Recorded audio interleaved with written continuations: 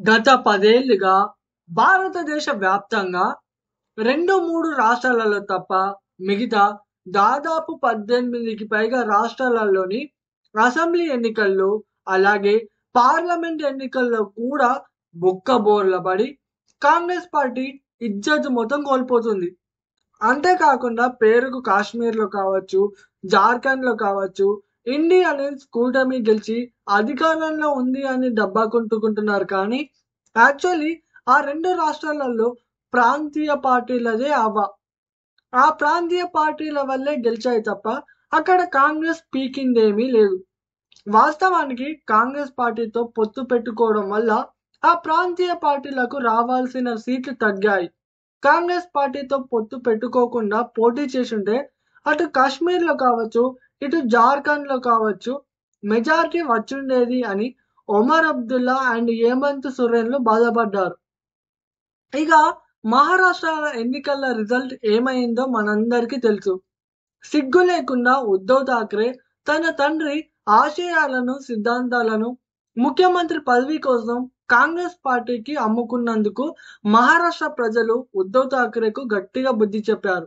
ఉద్ధవ్ ఠాక్రేను ముఖ్యమంత్రి పదవి ఆశ చూపి వాళ్ళ కాంగ్రెస్ పార్టీకి గులాంగా చేసుకొని బాలాసాహెబ్ ఠాక్రే గారి సిద్ధాంతాలను అణిచివేశాం అని సంబరపడుతూ శునకానందం పొందాలనుకున్న కాంగ్రెస్ కు అప్పుడు ఏక్నాథ్ షిండే రూపంలో, ఇటు మహారాష్ట్ర ప్రజల రూపంలో కాంగ్రెస్ పార్టీకి కూడా తగిన శిక్ష పడింది.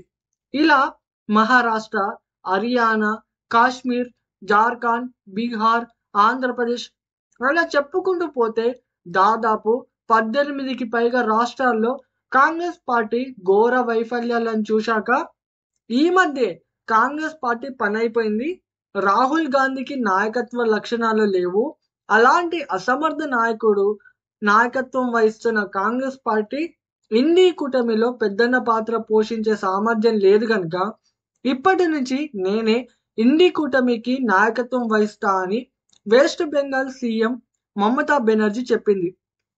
మమతా బెనర్జీ అలా చెప్పిన వెంటనే కాంగ్రెస్ పార్టీతో పొత్తు పెట్టుకొని సర్వనాశనం అవుతున్న శరద్ పవార్, ఉద్ధవ్ ఠాక్రే, అఖిలేష్ యాదవ్ వంటి నాయకులు కూడా రాహుల్ గాంధీ వేస్ట్ గాడు, ఆ గాంధీ కుటుంబం చేతిలో కాంగ్రెస్ పార్టీ ఉన్నంత కాలం కాంగ్రెస్ పార్టీకి పట్టిన దరిద్రం వీడదు. అందుకే మమతా బెనర్జీ వంటి నాయకురాలి అవసరం ఇండీ కూటమికి ఉంది అని అర్థం వచ్చేలా వాళ్ళ అభిప్రాయాలు తెలుపుతున్నారు. రీసెంట్ గా ఢిల్లీ మాజీ సీఎం, ఆమ్ ఆద్మీ పార్టీ అధినేత అరవింద్ కేజ్రీవాల్ కూడా రాబోయే ఢిల్లీ ఎన్నికలను దృష్టిలో పెట్టుకొని ఈ కాంగ్రెస్ పార్టీతో మాకు పొత్తు అవసరం లేదు, మేము ఎన్నికల్లో ఒంటరిగానే పోటీ చేస్తామని చెప్పిండు. అంటే కాంగ్రెస్ పార్టీకి ఎన్నికల్లో గెలిచేంత సత్తా లేదన్నట్టేగా. ఆల్రెడీ ఆమ్ ఆద్మీ పార్టీ ముఖ్య నాయకులపై అనేక కుంభకోణాల కేసెస్ ఉండి అసలు మళ్ళీ గెలుస్తామో లేదో అనే భయంతో వాళ్ళున్నారు. మళ్ళీ చేతగాని రాహుల్ గాంధీ నాయకత్వం వహిస్తున్న కాంగ్రెస్ పార్టీతో పొత్తు పెట్టుకుంటే వచ్చే ఓట్లు కూడా పడకపోతే ఎన్నికల్లో ఓడి కట్టకట్టుకొని మళ్ళీ అంతా చేసిన కుంభకోణాల కేసెస్ లో జైళ్లకు వెళ్ళవలసిందే అని ముందు జాగ్రత్తతో మాకు కాంగ్రెస్ పార్టీతో పొత్తు అవసరం లేదు, రాహుల్ గాంధీ పక్కకు పోయి ఆడుకోమను అన్నట్లు అరవింద్ కేజ్రీవాల్ అలాగే ఆమ్ ఆద్మీ పార్టీ నాయకులు అంటున్నారు. ఇదండి భారతదేశ వ్యాప్తంగా కాంగ్రెస్ పార్టీ పరిస్థితి.